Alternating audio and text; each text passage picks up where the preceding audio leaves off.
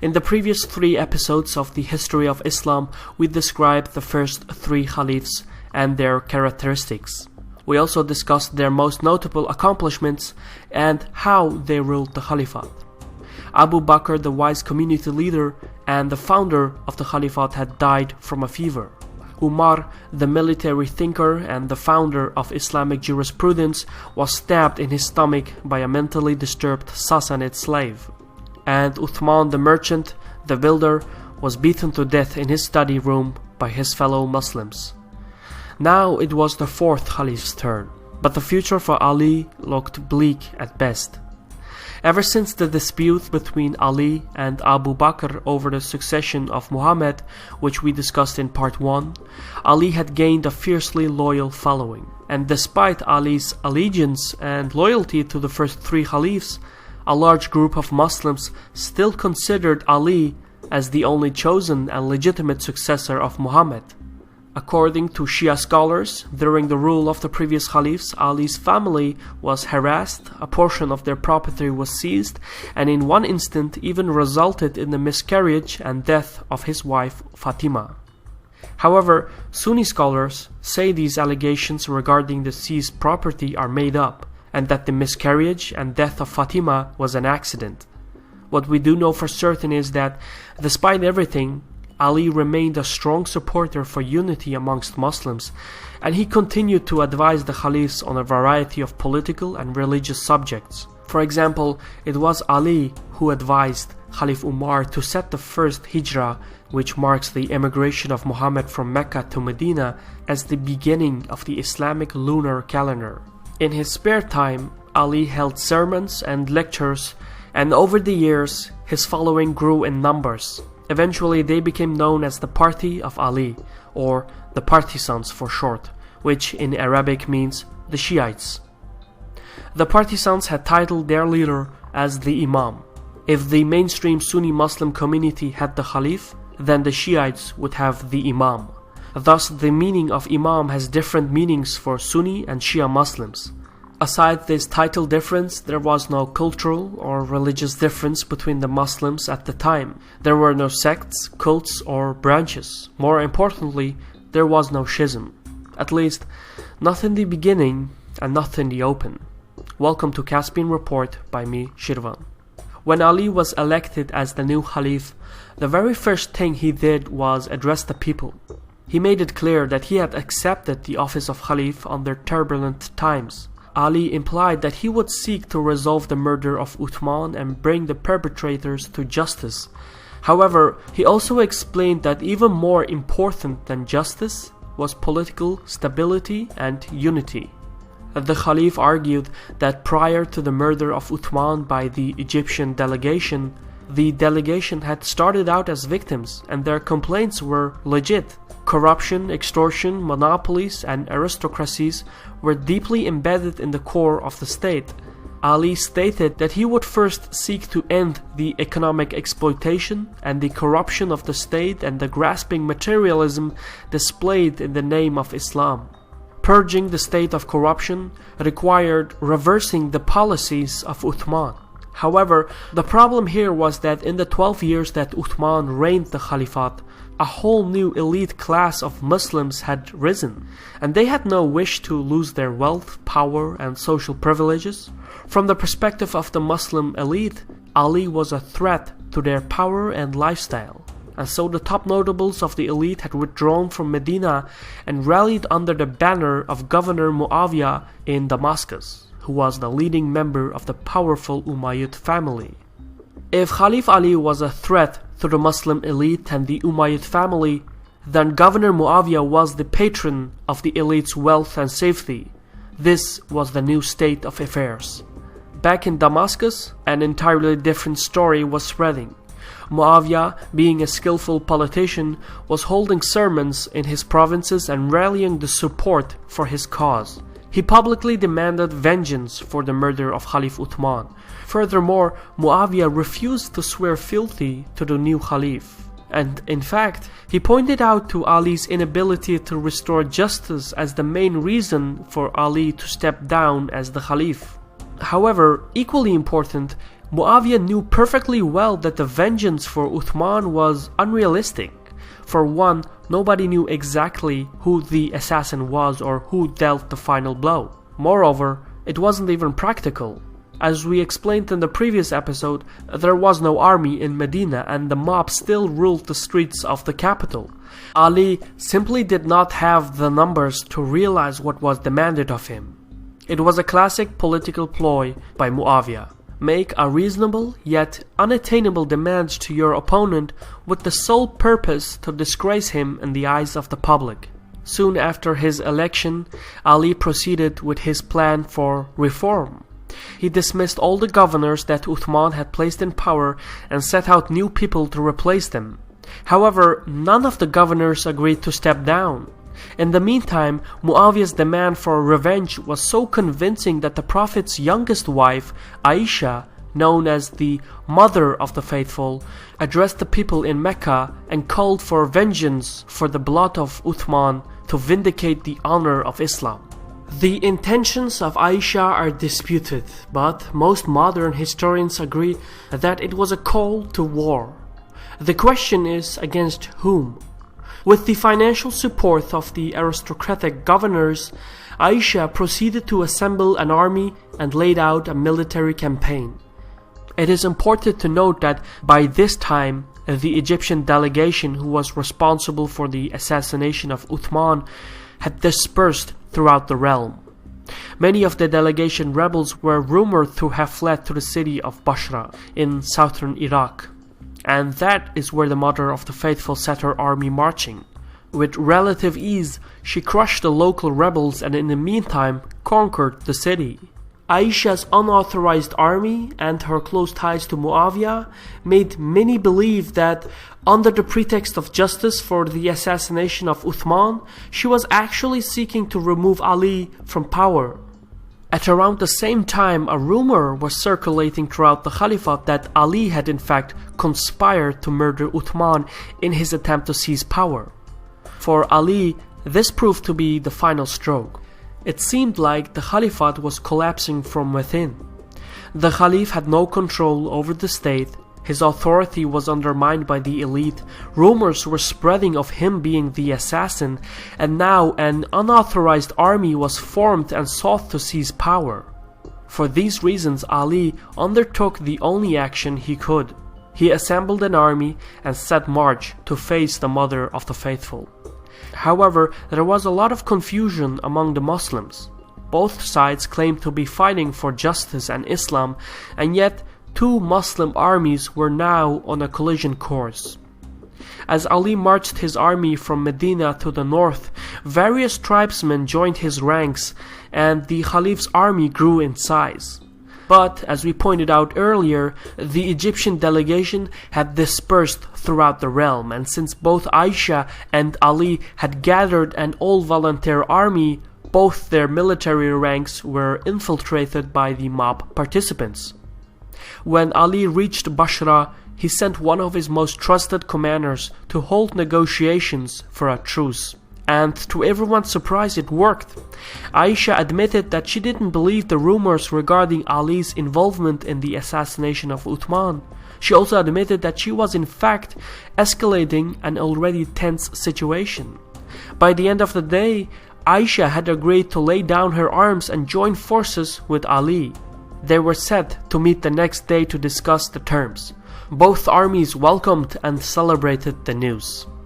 This point in history is really an acknowledgement to both leaders.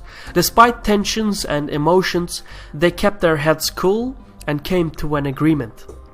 However, since the ranks of both armies were infiltrated by the mob participants, during that night, the mob leaders conspired to provoke a situation that would lead to an all-out war. A number of mob participants from both armies crossed over to the opponent's camps. They started burning tents and launched a simultaneous surprise attack. The common soldiers from both sides believed they had been betrayed by the other, and before Ali or Aisha could intervene, an all-out battle had ensued. In the heat of the fight, Aisha rode a camel straight into the battlefield and commanded her troops. From that moment onwards, the battle became known as the Battle of the Camel. Some 10,000 people died from the fighting, but in the end, Aisha was captured and Ali emerged victorious.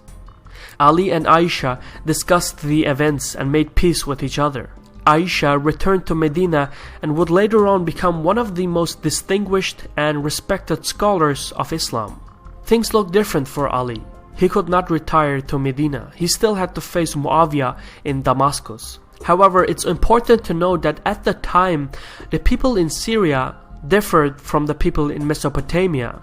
Prior to the Caliphate, the Levant and Mesopotamia were sworn enemies as they were part of the Byzantine and Sassanid empires respectively. Ali made the city of Kufa in Mesopotamia the new capital of the Caliphate as a reward for the local people's support for Ali. This aggravated the people in the Levant, who still perceived the Persian-dominated Mesopotamia as their historic rivals. In essence, the frontier between Ali and Muawiyah was split along the ancient Byzantine-Persian lines. The governor in the Levant, Muawiyah, used this and manipulated the public opinion. With the people's support, Muawiyah mobilized his standing army and set march to meet Ali and his partisans on the battlefield. Some 6 months after the Battle of the Camel in the year 657, the armies of Ali and Muawiyah encountered each other on the banks of the Euphrates River. Ali was in control of the riverbank, and even though skirmishes erupted, there was a stalemate which lasted for months. Both sides were holding back as both leaders wanted to prevent a bloodshed which would have cost the attacker religious piety and authority. Eventually, the stalemate collapsed and mass-scale fighting erupted.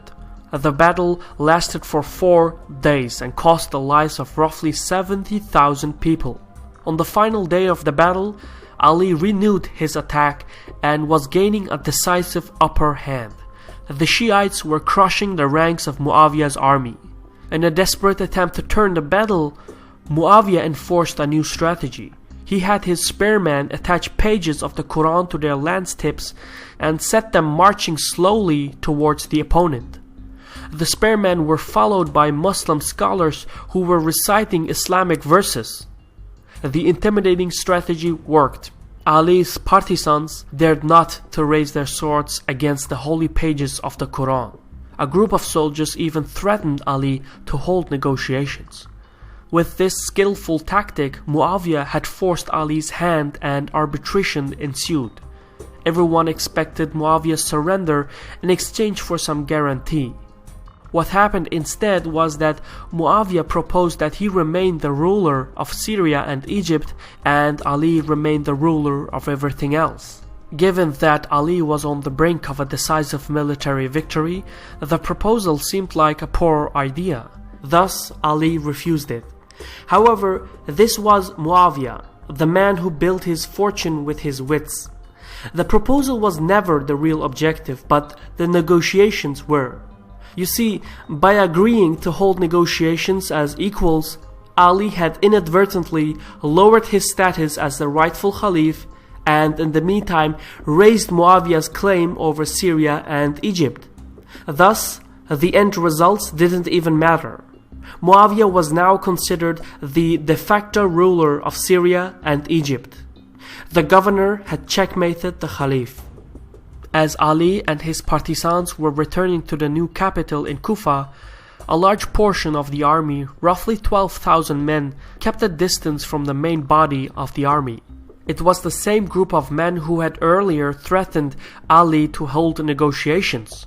However, now this group was quarreling that Ali had betrayed Islam by agreeing to a truce and that he should have continued to fight.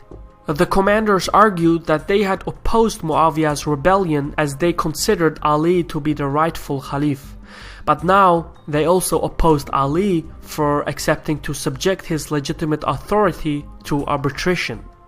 Everything pointed out to a mutiny, but it was in fact much worse than that. This group of mutineers split off and formed their own party called the Khawarij, and later developed into an anarchist movement. Who their leader was is a heavily disputed subject. Some sources even state that there were multiple figures and leaders, all who had multiple different names and titles. What we do know for certain is that they were the very first sect in Islam, the first to leave the mainstream religion.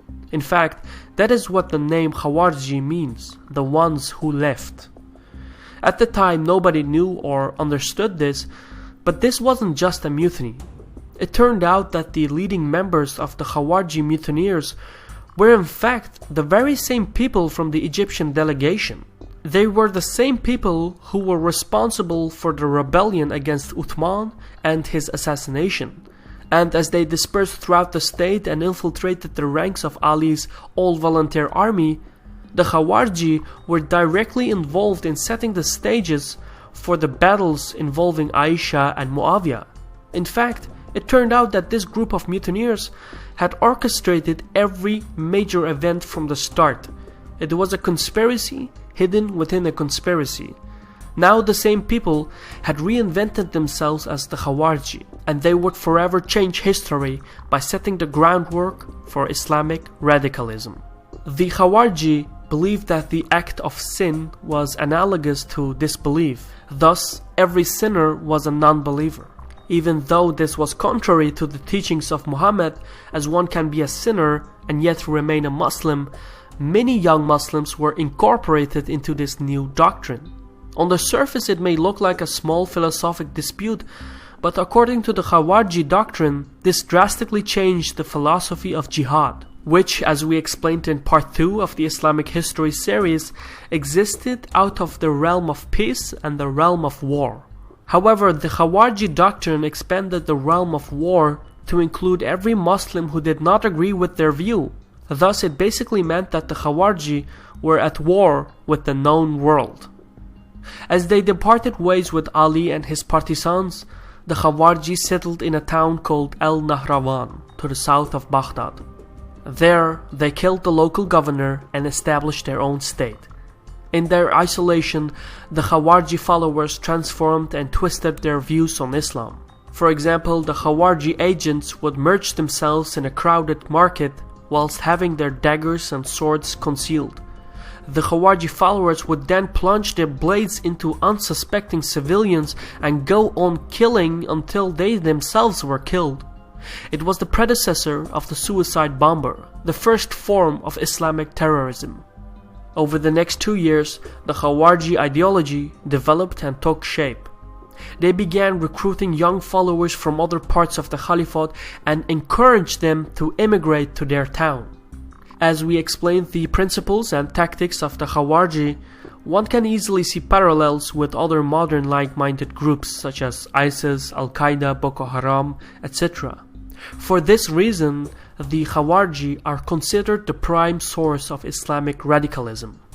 Soon, Ali realized the depth of the Khawarij conspiracy and how this reactionary group was in fact the Egyptian delegation, the very same group who had manipulated and conspired a chain of events and set the stage for the Islamic civil war. They had deceived everything and everyone from the beginning. Now they had established their own state and were conducting terrorist attacks throughout the Caliphate. Ali had to act. He assembled a new army, and in the year 659 he finally moved against the Khawarij in the town of Al-Nahrawan. The Caliph emerged victorious, but not all the Khawarij commanders were killed. Some had escaped. The surviving commanders once again dispersed throughout the land and planned their next move. 2 years later, following their defeat at Al-Nahrawan, the Khawarij were ready. Their plan was to assassinate the 3 leaders responsible for their failures: Khalif Ali, Governor Muawiyah, and Al-Ahas, who had mediated the negotiations between Ali and Muawiyah. The assassination attempts were to occur simultaneously as the 3 leaders came to lead the morning prayer in their respective cities of Kufa, Damascus, and Fustat. That day, the course of Islamic civilization and identity was changed forever.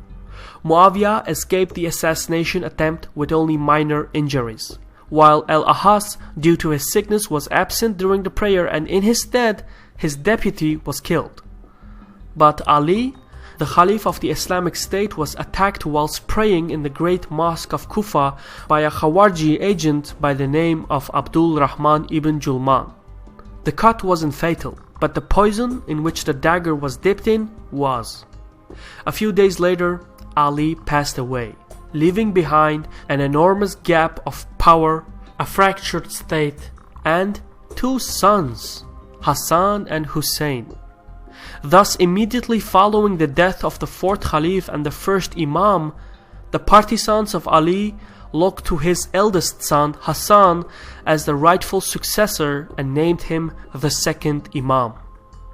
Hassan was now tasked with carrying on the legacy of Muhammad and Ali. However, the interaction between Muawiyah and Hassan and Hussein would set in motion an irreversible schism in the Muslim community. This and more we will cover in the final episode in the History of Islam series. This was a Caspian report by me, Shirvan. I just want to bring you up the news. YouTube has decided to stop the monetization of roughly 80% of the videos by Caspian Report due to their sensitive nature. So if you like this video and would like to support more original content like this, please visit our Patreon page in the description. For now, thank you for watching, take care, and Sahol.